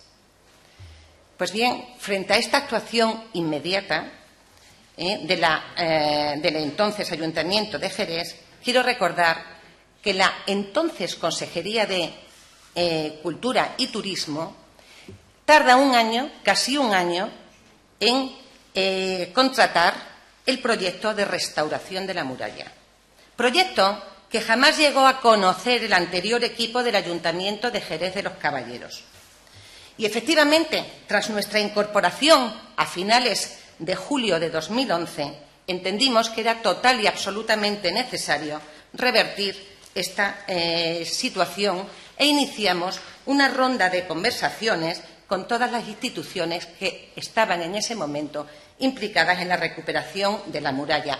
Y con estos planteamientos, no el día 18 de octubre de 2011, no habían pasado ni los 90 días de cortesía que se dan para que un nuevo equipo empiece a gestionar, nos personamos en Jerez de los Caballeros, con esa intención de desbloquear una situación institucional. Eso sí, fuimos con el proyecto debajo del brazo para que el nuevo equipo de gobierno del Ayuntamiento de Jerez de los Caballeros pudiera conocer ese proyecto, pudiera debatirlo con los técnicos, tanto de la Dirección General de Patrimonio como del propio Ayuntamiento. En fin, iniciamos una situación de desbloqueo institucional que solo ha sido posible llevar a cabo con una gestión con altura de miras en cuanto a las relaciones entre las diferentes administraciones, sensible ante las demandas de los vecinos y con unos criterios técnicos rigurosos en lo estrictamente patrimonial. Y solamente en relación a la cuestión de, de esa búsqueda de reversión de aquella situación bloqueada, le puedo decir que con el proyecto de restauración en la mano pudimos empezar a hablar con el nuevo equipo del Ayuntamiento. Sería prolijo, de verdad, de detallar los muchos avatares que hemos tenido que sortear para firmar un convenio de restauración de los 26 metros que han caído. Solamente les voy a dar un dato. En aquella reunión del 18 de octubre planteamos un preacuerdo de este convenio. Bien, pues el 13 de diciembre de 2011, día de Santa Lucía, curiosamente parque dañado por el derrumbe de la muralla, la Dirección General de Patrimonio Cultural remitió el primer borrador del convenio al Ayuntamiento de Jerez de los Caballeros. El objetivo era, efectivamente, atender a la recuperación de esos 26 metros caídos, la restauración de los mismos. Pudimos finalmente desarrollar unos objetivos comunes que eran materializar el presupuesto, 593.303 euros, de los cuales 126.888 aportaba el Gobierno de Extremadura, distribuidos en 2 ejercicios presupuestarios, 78.400 en 2012 y 48.488 para 2013. Una aportación del Ayuntamiento de 257.317 euros, repartidos también entre el ejercicio presupuestario 2012 y 2013. Y pudimos liberar los 197.531 euros, que eran los fondos aportados por el Ministerio competente en materia de vivienda y que estaban depositados en la Diputación de Badajoz. En fin, sorteados todos los abaratares, las obras comenzaron en enero de 2013 y finalizaron con el modificado al que usted ha hecho referencia, que se produjo en verano de 2013, a tenor de esas indicaciones geotécnicas que determinaron unas modificaciones en las actuaciones arquitectónicas y también por la aparición de una serie de testimonios de restos arqueológicos cuya conservación y cuya actuación había que determinar. En toda la obra ha habido seguimiento arqueológico. Toda la obra ha habido seguimiento arqueológico con un técnico de la Dirección General de Patrimonio Cultural allí destinado. Como le digo, finalmente la muralla está restituida y cuando le hablaba de la sensibilidad ante las demandas de los vecinos, quiero recordarles que también se ha atendido, porque ese proyecto que se hizo por la Consejería de Cultura y Turismo en febrero de 2011 no contemplaba con carácter prioritario la actuación en la calle Montedorado y la restitución de las tapias de las calles de las casas que estaban afectadas. Eso lo contemplaba en la última fase de ejecución del proyecto. Tuvimos precisamente que, en atención a las demandas de los vecinos, alterar las fases del propio proyecto y, ahí sí, concitar nuevamente la colaboración de todas las administraciones implicadas. Y, en este sentido, quiero también poner de manifiesto la gran ayuda que en este sentido aportó la delegación del Gobierno de Badajoz, el actual equipo, que entendió perfectamente las demandas de los vecinos y trasladó esta necesidad de alterar el orden de actuación en el proyecto de ejecución para satisfacer esas demandas. De manera que, a pesar de la complejidad administrativa, hemos podido alterar las fases de ejecución del proyecto casi de inmediato en la calle para que los vecinos pudieran volver a sus viviendas. Y, por último, respecto a la estricta intervención, pues evidentemente esta siempre ha sido estrictamente técnica, pues somos conscientes de que actuar en la muralla de Jerez de los Caballeros es hacerlo sobre un bien patrimonial de primer orden, no solo por actuar sobre un BIC, sino también, como les decía al principio de mi intervención, porque lo hacemos sobre un hito visual que articula un gran paisaje. Las intervenciones en la muralla de Jerez deben de partir de un hecho fundamental, y es que la realidad histórica Es una realidad histórica. La muralla de Jerez no se hizo para contener las numerosas construcciones actuales, ni de los rellenos con los que se han ido colmatando. Por tanto, cualquier propuesta de intervención en la muralla de Jerez debe de contemplar, además de la reconstrucción y la reintegración del lienzo de muralla histórica, además de los testimonios de orden arqueológica que vayan apareciendo, muy fundamentalmente una solución técnica para la contención del incremento de presión producida por el abigarramiento urbano. Y este, señorías, es el riesgo y el principal problema de la muralla de Jerez de los Caballeros. Por ello, hemos querido contar con el concurso del Instituto de Patrimonio Cultural de España, que es la máxima institución, la de mayor solvencia en nuestro país, para lo que afecta a las cuestiones puramente estructurales. El gran trabajo desarrollado por el Instituto de Patrimonio Cultural de España en Lorca es el ejemplo más reciente. Por tanto, esta Dirección General, permanentemente preocupada por la muralla de Jerez de los Caballeros, que se terminó el objeto del convenio en septiembre de 2013, con el crédito extraordinario, ha encargado un nuevo proyecto de restauración de la muralla de Jerez de los Caballeros para consolidar esos tramos anexos al que acabamos de restaurar. En ese proyecto se contemplará la estabilización de esos tramos y, además, los criterios de reintegración, lógicamente, del muro de hormigón.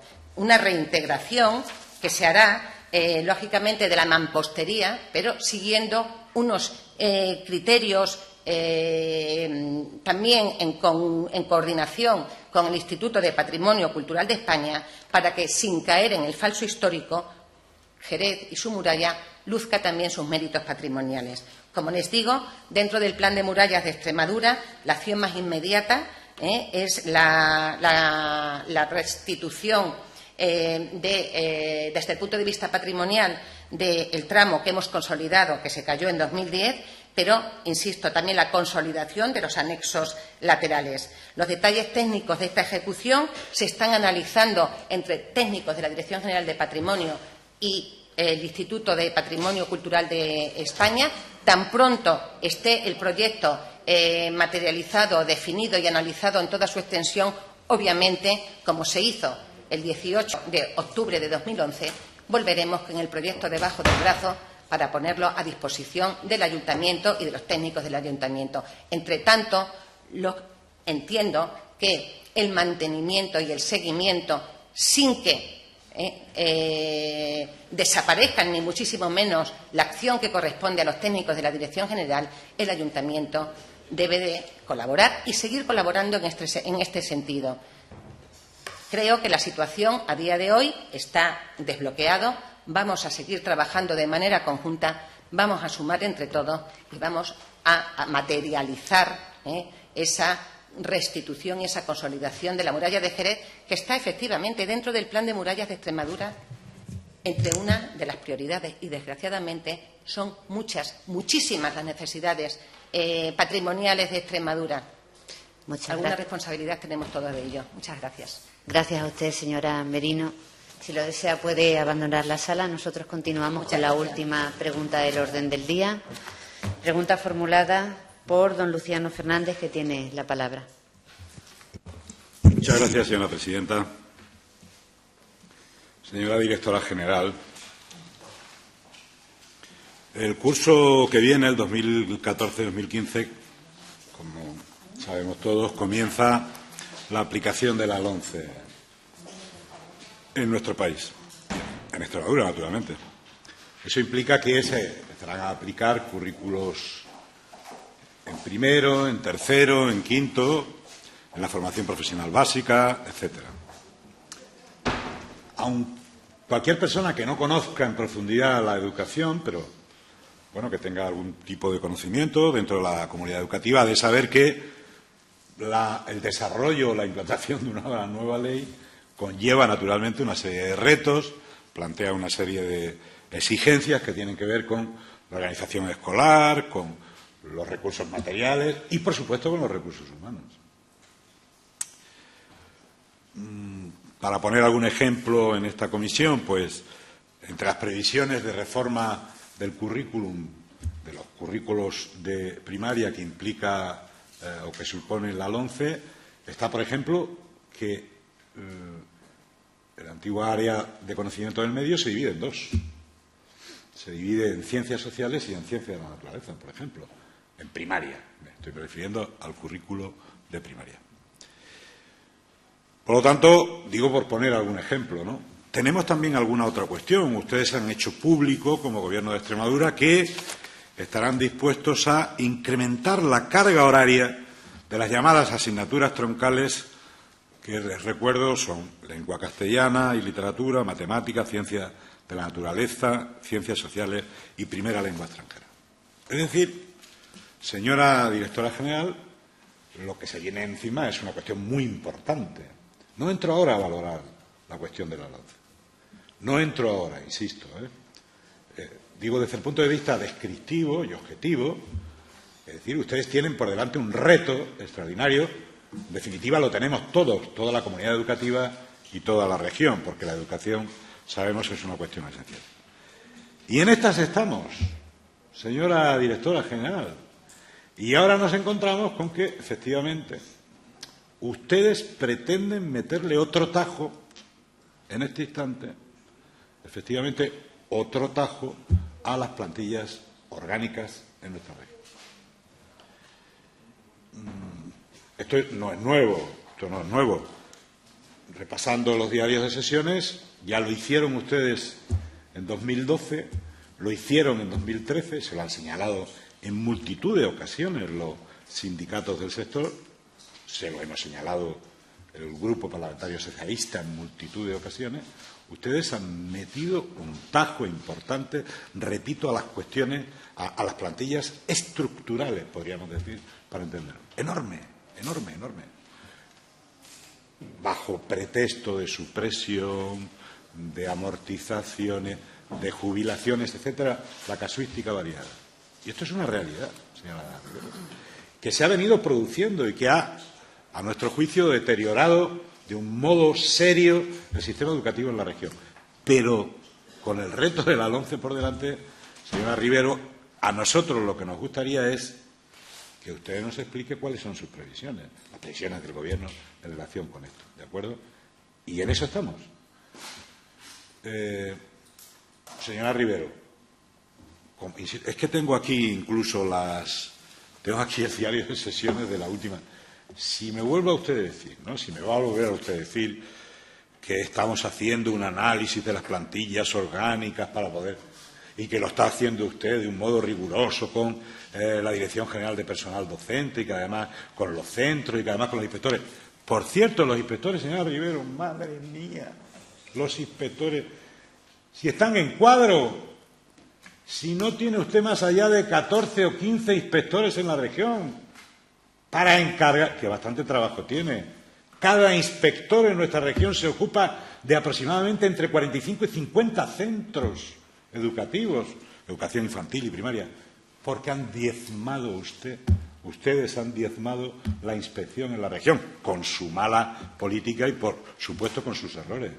Así que, ¿en quién se van a apoyar, señora Rivero, para hacer todos estos estudios y análisis de las plantillas orgánicas rigurosas? Claro, así no me extraña que los sindicatos, termino ya, señora presidenta, que los sindicatos tengan unas quejas formales extraordinarias ante ustedes. Lo manifiesta la prensa, pero lo manifiestan también los sindicatos una y otra vez, por la falta de información, por el oscurantismo con el que se conducen, por el poco manejo de los datos reales que están teniendo, etcétera, ¿no? Esta es la cuestión de la que queremos discutir en este instante. Muchas gracias. Muchas gracias, señor Fernández. Bienvenida, señora Rivero. Señora directora general de Personal Docente, tiene usted, como sabe, 10 minutos para contestar a la pregunta. Muchas gracias, señora presidenta. Señorías, señor Fernández, intentaré con sumo gusto contestar a la pregunta formulada, resolviendo todas las dudas que parece usted tener, y todo ello a pesar del momento en el que se me formula esta pregunta, porque ya en comparecencias anteriores he reiterado, y discúlpeme, lo tengo que volver a reiterar, que este es el momento en el que iniciamos el estudio de las plantillas para adaptarlas a las necesidades reales de los centros. No sé por qué usted se permite cuestionar la labor de todo un equipo de funcionarios que están en la Dirección General de Personal Docente y en las delegaciones provinciales trabajando sin descanso para analizar las necesidades reales de nuestros centros. No comparto con usted la afirmación en absoluto de que pretendemos volver a meter otro tajo, porque, para empezar, en ningún momento hemos metido ningún tajo. En este momento estamos elaborando la plantilla orgánica y hemos hecho una propuesta a las organizaciones sindicales y con ellos estamos negociando las posibles modificaciones, supresiones de plazas que obedecen solamente, señor Fernández, y usted lo sabe, a adaptar a las necesidades reales de cada centro. Le pongo un ejemplo. En un pueblo en el que determinados alumnos pasan de infantil a primaria y no entran suficientes niños de infantil, es imposible que mantengamos para un total de 80 alumnos 7 maestros. Es nuestra obligación y nuestra responsabilidad adaptar la plantilla a esa situación de esa localidad. Entonces, señor Fernández, la plantilla orgánica se estudia y se analiza para poder adaptar las necesidades, adaptar la plantilla a las necesidades reales de las mismas. Usted sabe perfectamente, no hace falta que yo se lo reitere, que es algo vivo, que cambia cada año y que depende de las necesidades de escolarización de cada zona. Me saca usted, para variar, temas que no vienen a cuento, como inspectores. Señor Fernández, solamente le diré que hay 20 inspectores, no 14, y que están trabajando muy bien y están asumiendo sus responsabilidades y sus funciones muy bien y todas sus funciones están repercutiendo en beneficio de la buena educación y de la calidad del sistema educativo. Ya sabe usted, señor Fernández, que no existe plantilla, que no existe relación de puestos de trabajo como en cualquier otra administración, sino una plantilla orgánica. El que se apruebe cada año no es por capricho, es porque cada año hay que adaptarlo a las necesidades reales de cada centro y de cada localidad. En este momento contamos con una serie de variables. Como usted bien ha dicho, está en proyecto la implantación de la LOMCE en primero, tercero y quinto de primaria. Sí que nuestra consejería se ha pronunciado y usted habrá tenido oportunidad de escucharlo directamente en el despacho de la excelentísima señora consejera, que nuestra intención es tocar lo menos que se pueda las plantillas que tenemos en la actualidad. Por tanto, no hay intención ninguna, señor Fernández, ya se lo aclaro, de pegar un tajo. Usted sabe perfectamente que en primaria las materias troncales las da el tutor y no es necesario especialista más que en determinadas asignaturas como inglés, educación física o educación artística, solamente en música, ni siquiera en dibujo, que también es impartido por el tutor. Por tanto, no creo que el aumentar las horas de conocimiento del medio, dividirlo en conocimiento y ciencias sociales, suponga una modificación en las plantillas. No creo que la carga lectiva de las troncales suponga una modificación en las plantillas, porque es el tutor el que se va a hacer cargo de estas materias. Y la educación artística, que solo tiene especialistas en música, mantiene su horario. Por tanto, señor Fernández, sí que es cierto que en la previsión que hace esta consejería, que es lo que usted me ha preguntado, qué previsiones tiene la consejería en relación con las plantillas orgánicas, en la previsión sí se están teniendo en cuenta estas variables, como también se están teniendo en cuenta que tenemos en proyecto implantar las plazas bilingües y que estamos en proyecto para dotarnos de una normativa que regule el bilingüismo en nuestra comunidad, que también afectará a las plantillas. Eso no significa que vaya a repercutir ni en la calidad de la enseñanza ni en la atención de los alumnos. Le pongo otro ejemplo, señor Fernández, un centro bilingüe. Un centro bilingüe que nace en nuestra comunidad por definición en la Ley de Extremadura, en la Ley de Educación de Extremadura, alcanzada por consenso de todas las fuerzas políticas. Un centro que nace como bilingüe. No podemos crear las plazas en plantilla orgánica porque podrían ser ocupadas en concurso de traslado por el docente que tenga más méritos, más antigüedad y a lo mejor no tiene el título en idiomas, que es lo que exige la ley en este momento. Señor Fernández, ya le he dicho en varias ocasiones que aquí estamos para ser garantes de la legalidad, para respetar la ley, a pesar de que desde su partido se nos insta a que nos la saltemos reiteradamente. Nosotros tenemos que respetar la ley, tenemos que respetarla. Y la Ley de Educación de Extremadura dice que en los centros que se crean, los centros de nueva creación, las plantillas tienen que ser bilingües. Y, por tanto, estamos obligados a bloquear esas plazas para que no sean obtenidas por otro profesor que tenga más antigüedad. En definitiva, señor Fernández, en este momento que usted me pregunta, que me ha preguntado en concreto por cuáles son las previsiones de la plantilla orgánica y de funcionamiento para el curso 2014-2015, le contesto que las previsiones son exactamente que las plantillas tengan las mínimas modificaciones posibles y solamente adaptarlas a las necesidades que haya como consecuencia de la escolarización de cada zona, del número de nacimientos en cada zona, que se tiene en cuenta los niños que van a nacer en cada localidad, los niños que van a incorporarse al sistema educativo, todo eso se tiene en cuenta. Le pongo un ejemplo. En una localidad como Ribera del Fresno, donde hay 7 maestros atendiendo 80 alumnos, evidentemente es nuestra responsabilidad, señor Fernández. No me cabe ninguna duda de que ustedes mantendrían a los 7 maestros a pesar de que han estado todo el curso funcionando con 5. No me cabe ninguna duda de que ustedes lo mantendrían. Pero es que no se trata de eso, señor Fernández. No se trata de mantener lo que no hace falta. Se trata de garantizar las necesidades educativas de los centros. Se trata de garantizar las necesidades reales. Se trata, porque es nuestra responsabilidad, de que todo docente que esté en un centro sin tener carga horaria, primero, que sale del bolsillo de todos los extremeños. Y es mi responsabilidad y la de esta consejería analizarlo y adaptarlo a la situación de necesidad real. Y, en segundo lugar, es que ustedes, señor Fernández, no pueden comparar. Ustedes tenían una serie de centros que eran lo que todos en el ámbito docente conocemos como los centros mimados por la Administración. Eso no nos puede vincular. El hecho de que ustedes tuvieran una serie de centros sobredotados no beneficia a nadie, ni siquiera beneficia a los docentes que no tienen su horario completo, porque eso es un agravio comparativo con los demás. Esta consejería, señor Fernández, se rige por 2 parámetros. Analiza necesidades reales de los centros y del alumnado educativo y entiende que no es positivo que determinados docentes tengan menos carga y menos responsabilidad que los demás. Los docentes de esta comunidad gozan del reconocimiento y respeto de esta consejería y por ello y porque consideramos que son los verdaderos artífices y los pilares básicos de una educación de calidad en nuestra comunidad autónoma. Por ello, nosotros intentamos analizar cuáles son sus necesidades reales. Ya le dije, señor Fernández, ya le dije en comparecencias anteriores que nosotros vamos a analizar y no vamos a dejar ni una sola necesidad educativa sin cubrir. Le reté a que me dijera usted un solo centro donde hiciera falta un docente y no lo hubiera. No me trae usted nuevamente ningún caso concreto. No puede decirme que haya ningún centro que no tenga las necesidades cubiertas. Y en cuanto a las quejas de los sindicatos, permítame, señor Fernández, que no entre en esa cuestión. Yo tengo mucho respeto por las organizaciones sindicales.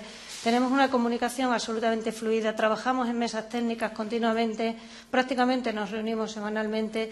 Y tengo mucho respeto hacia la labor constructiva que están los sindicatos haciendo en representación del profesorado de esta comunidad y, por tanto, en beneficio del sistema educativo. Señor Fernández, con las transferencias educativas en nuestra comunidad autónoma, ustedes cogieron el timón de este barco, del barco de la educación en Extremadura, pero ahora quieren que nosotros lo llevemos como lo llevaban ustedes. Y les recuerdo que a usted le gustan mucho los símiles, que el barco de la educación en Extremadura no es su yate particular. No puede usted conducirlo donde quiera. Hay que llevarlo donde el interés común conduzca.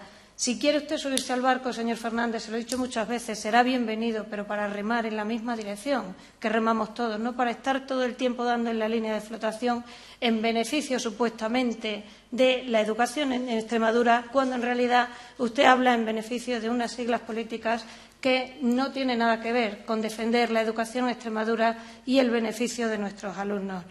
Señor Fernández, puedo asegurarle sin ninguna duda que el trabajo que se está haciendo desde la consejería para determinar las plantillas orgánicas para el curso 2014-2015 asegurará, como no puede ser de otra manera, que estén cubiertas todas las necesidades reales del sistema educativo.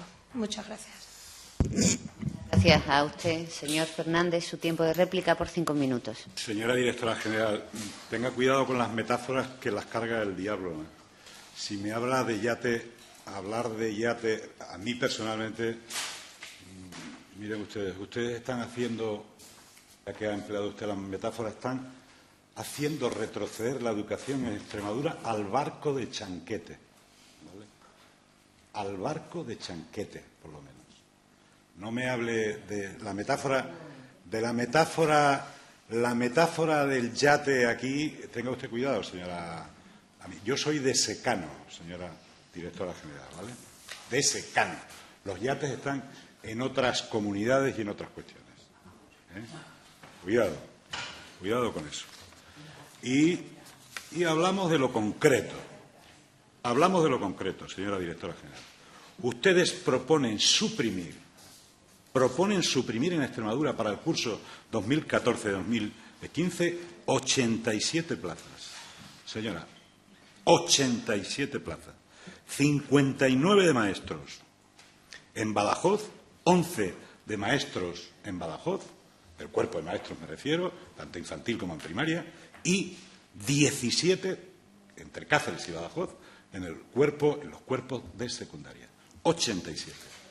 Y pretenden crear 23. 87 menos 23 son 64. Esta es la cuestión. Esta es la cuestión. Y como usted me habla y me dice, dígame lugares. Sí, vamos a ello, señora directora general. En Aillones pretenden ustedes eliminar una plaza de educación infantil. En Almendral pretenden ustedes eliminar una plaza de primaria. En Bienvenida, una plaza de educación infantil. En Burguillos de Cerro, una plaza de educación infantil y una plaza de primaria. En Cabeza la Vaca, una plaza de filología inglesa y otra plaza de primaria. En Fuente de Cantos, una plaza de filología inglesa. En Fuentes de León, en Granja de Torremosa, en Helechosa de los Montes, en Hernán Cortés, en Hinojosa del Valle, en Magacela, en Medina de las Torres, en Morellana de la Vieja, en Palomas, en Peñalsordo, en Puebla del Maestre, en Puebla del Prior, en Ribera del Fresno, en Santa Amalia, en Segura de León, en Torrefresneda, y así en Badajoz y en Cáceres, en Alcántara, en Alcuéscar, en Aldea Centenera, en Cabezuela del Valle, en Casas del Castañar, en Madroñera, en Malpartida de Plasencia, en Pozuelo del Zarzón, en Navalvillar de Ibor. Señora directora general, y curiosamente son los lugares de lo que podríamos denominar el mundo rural. Mucha preocupación ahora, señora directora general, por el 1% cultural, que por cierto ya existía en la Ley de Patrimonio de Extremadura y en resoluciones de 2001, y ahora no nos ocupamos de un modelo cultural que ya tenemos establecido, que es el desarrollo de una educación de igualdad y con equidad en nuestra región.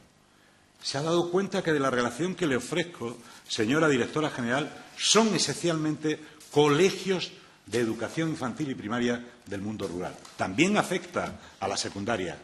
También afecta a la secundaria, desgraciadamente, en poblaciones tan importantes como, por ejemplo, Aceuchal, o como, por ejemplo, Barcarrota, o como, por ejemplo, Fuente del Maestre. Fuente del Maestre. Por supuesto, en Campanaria, en Cabeza del Buey y en la provincia de Cáceres podríamos hacer una relación semejante, aunque naturalmente menos número de institutos y, por lo tanto, con menor trascendencia las supresiones que se plantean. No me diga, por tanto, señora directora general, ¿qué es eso de que las plantillas orgánicas no deben tocarse, dice usted? O sea, que se tocan porque está en función de las necesidades.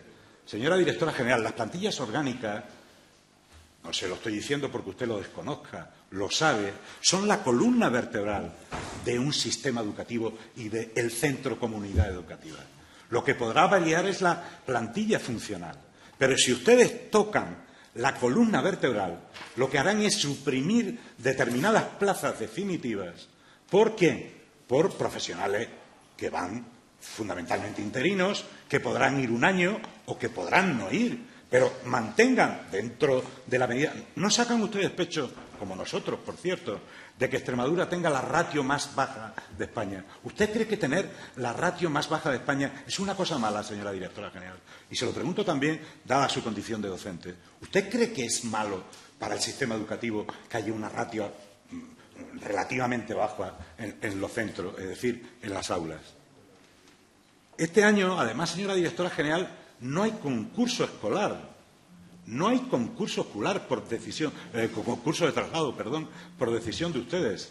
Concurso de traslado. Pero, hombre, si no hay concurso de traslado, no hagan ustedes, no fuercen ustedes la eliminación, la supresión de determinadas plazas. Se podría entender que en un año de concurso de traslado, efectivamente, algunas plazas que no tienen el horario suficiente puedan ser suprimidas. Se podría entender, porque si siguen dentro de la oferta del concurso de traslado, cuando llegase el profesor a tomar posesión de esa plaza, podría encontrarse que no habría horario. Se podría entender.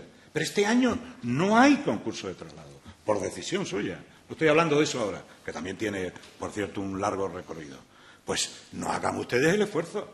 Procuren mantener esa cuestión, procuren mantener las plazas, para que justamente sea posible que la estructura de cada centro educativo, especialmente con vistas a los retos de la implantación y el desarrollo de la reforma educativa que ustedes plantean, puedan hacerse frente y al cumplimiento de la LEX, señora, que usted también presume mucho de ello. Señor Fernández, tiene usted que ir terminando. Voy terminando. Usted presume mucho de ello, señora directora general, pero la LEX implica necesariamente más recursos humanos. Diga usted lo que diga, más recursos humanos.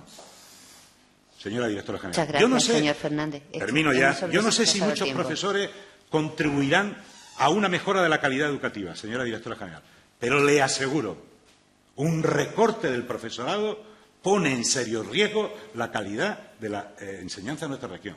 Y no es posible luchar contra el abandono y el fracaso escolar reduciendo este año más de 64 plazas educativas de estructura en nuestra región. Gracias, señor Fernández. Señora Rivero, para concluir, 5 minutos. Gracias, señora presidenta. Señor Fernández, lo primero que tengo que indicarle, como me dice que entro a muletazos, es que yo le tengo mucho respeto y me consta que a la inversa también es así. Entonces, únicamente he intentado darle los argumentos que considero que en un momento como el que estamos tengo que darle, porque usted falta a la verdad con sus afirmaciones. Entonces, yo le agradezco que me lea y me relea la lista que yo le he proporcionado a los sindicatos, y yo me la sé, no hace falta que usted me la lea.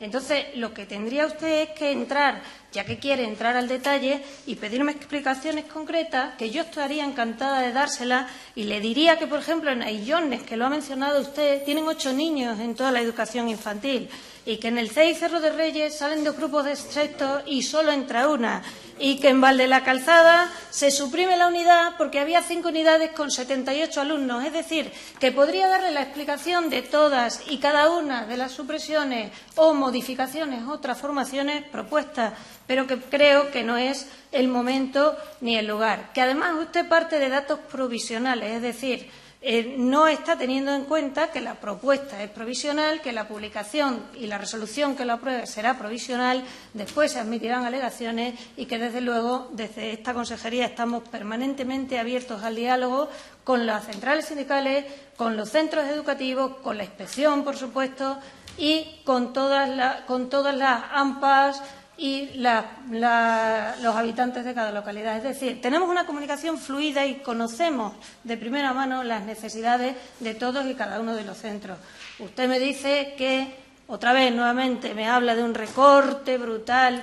Yo, señor Fernández, no quiero recordarle lo que ocurre en otras comunidades autónomas en las que gobierna su partido. Un recorte brutal son los 4.500, 5.000, dice algún sindicato en prensa, profesores que se quitan en la comunidad autónoma de Andalucía, donde gobierna su partido. Eso sí es un recorte brutal. Si usted coge la plantilla orgánica del curso 2011-12, cuando nosotros nos hicimos con las riendas de la consejería, y la compara con la que quede para el curso 14-15, usted podrá ver que a lo largo de 3 años las modificaciones y las variaciones de la plantilla orgánica son mínimas y obedecen realmente a que son plazas que no están siendo necesarias en un centro y, sin embargo, las vamos a necesitar en otro. Señor Fernández, yo le aseguro que el análisis que se ha hecho es riguroso, ha sido pactado con las centrales sindicales, aunque, lógicamente, ellos siempre se pronunciarán a favor de que no se quite ni una sola plaza. Lógicamente, yo lo entiendo, y también estamos en un año electoral para los sindicatos. También hay que entender las afirmaciones que salen de cada uno de ellos. Es lógico, y además yo les agradezco la labor de defensa que hacen, pero es que aquí no se trata de atacar o defender, se trata, como le digo, de que todos trabajemos en la misma dirección. Me ha hecho una pregunta directa. ¿Una ratio baja es mala? No, claro que no es mala, evidentemente, pero lo que no puede haber son agravios comparativos. Sí está justificado en los centros rurales, pero no puede haber agravios comparativos. No puede haber docentes que atiendan a 4 alumnos durante 10 horas y otros que atiendan durante 20 horas a 30 alumnos. Eso es lo que no puede ser, señor Fernández, porque eso no es bueno ni para el colectivo docente ni para la calidad de la educación en Extremadura. Siento que me saque el concurso de traslado. Yo ya sabe que estoy dispuesta a darle las explicaciones que usted necesite acerca de esa decisión. No es una decisión mía. Usted lo plantea como una decisión mía personal, no. Es una decisión responsable de esta consejería. Seguramente ustedes en la misma situación hubieran convocado concurso de traslado y seguramente no hubieran tenido en cuenta el perjuicio para los cientos de docentes que concursarían y que vieran anulado su destino y su plaza dentro de 3 años. A ustedes eso seguramente no les importaría. Por eso ahora estamos intentando arreglar las cosas que anteriormente se han hecho mal. Eso es lo que estamos intentando evitar, que dentro de un tiempo tenga el que esté que arreglar las cosas que ahora se hacen mal. Creo que es una decisión responsable por parte de la consejería no haber convocado concurso de traslado, porque ha pensado exclusivamente en las familias y en los docentes que se hubieran visto perjudicados por una decisión equivocada y a la ligera. Entonces, señor Fernández, no me saque el concurso de traslado porque le repito y le reitero que esa decisión ha sido tomada de forma absolutamente responsable por esta consejería. Y, finalmente, le digo que no porque haya más recursos humanos va a haber más calidad en la educación de Extremadura. No es la primera vez que se lo digo, señor Fernández, y se lo repetiré las veces que haga falta. Tiene que haber un docente donde haga falta, pero donde no haga falta, sintiéndolo mucho, no estamos en nuestra comunidad para permitirnos eso. Muchas gracias. Muchísimas gracias a usted, señora Rivero. Sin más asuntos de tratar en el orden del día, se levanta la sesión.